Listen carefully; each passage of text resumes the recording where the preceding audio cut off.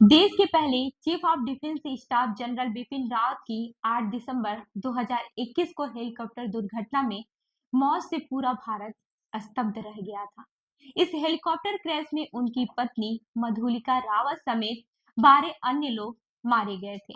अब उनकी मौत के 3 साल बाद मंगलवार के दिन लोकसभा में रक्षा मामलों की अस्थायी समिति की ओर से पेश की गई रिपोर्ट में कहा गया है कि MI-17 दुर्घटना मानवीय चूक से हुई थी। इस रिपोर्ट में समेत ने 13वीं रक्षा योजना अवधि के दौरान हुई भारतीय वायुसेना की विमान दुर्घटनाओं की संख्या के आंकड़ों को साझा किया है।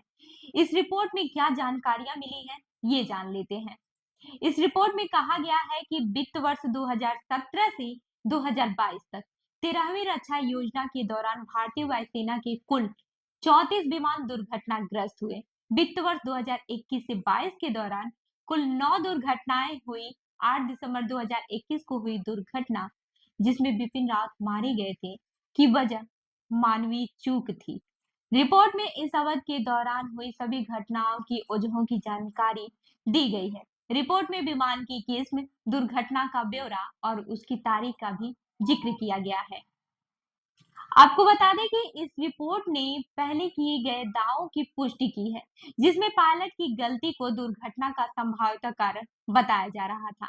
एनडीटीवी की एक रिपोर्ट के मुताबिक बाद में जांच टीम की प्रारंभिक जांच में भी इसी बात का पता लगा था।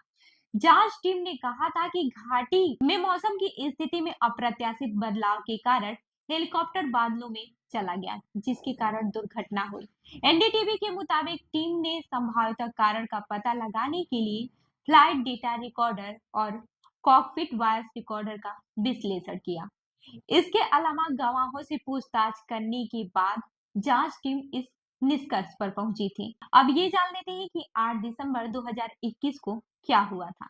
जनरल बिपिन रावत, उनकी पत्नी और 12 सेना के जवानों को लेकर MI-17 हेलीकॉप्टर तमिलनाडु के कोयम्बटूर के सुल्लूर आर्मी बेस से निकला था। यह helicopter Wellington defence staff services college की तरफ बढ़ रहा था, लेकिन लैंडिंग से कुछ मिनट पहले ही हेलीकॉप्टर तमिलनाडु के नीलगिरी जिले के कुनरू के पास पहाड़ी इलाके में दुर्घटनाग्रस्त हो गया, जिसमें जनरल बिपिन रावत, उनकी पत्नी समेत 11 जवानों की मौत हो गई।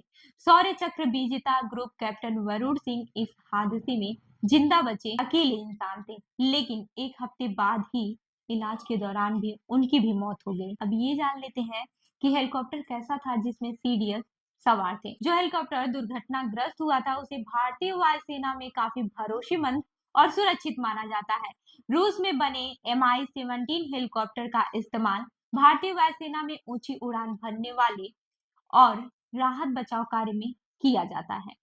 प्लाइनेट एक्स एरोस्पेस सर्विसेज लिमिटेड के निर्देशक और सीईओ के मुताबिक MI-17 काफी भरोसेमंद हेलीकॉप्टर है। उत्तराखंड जैसे राज्यों में ऊंचाई पर राहत बचाव कार्य के लिए इसका इस्तेमाल अक्सर होता है।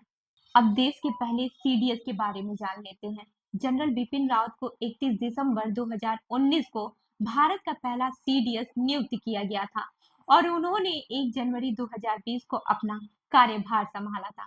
बतौर सीडीएस जनरल रावत ने भारतीय सेना के विभिन्न अंगों में तालमेल और सैन्य आधुनिकीकरण जैसी महत्वपूर्ण जिम्मेदारियों को अंजाम दिया। जनरल रावत इससे पहले भारतीय सेना के प्रमुख रह चुके थे। वे 31 दिसंबर 2016 से 1 जनवरी 2017 तक भारत के 26वें थल सेना प्रमुख भी रहे। वे सख्त और सटीक फैसले लेने के लिए जाने जाते थे। उन्होंने पूर्वोत्तर में भारत को उग्रवाद से मुक्ति दिलाने में अहम भूमिका निभाई थी।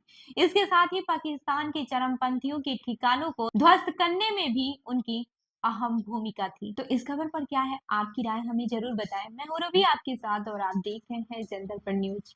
धन्यवाद।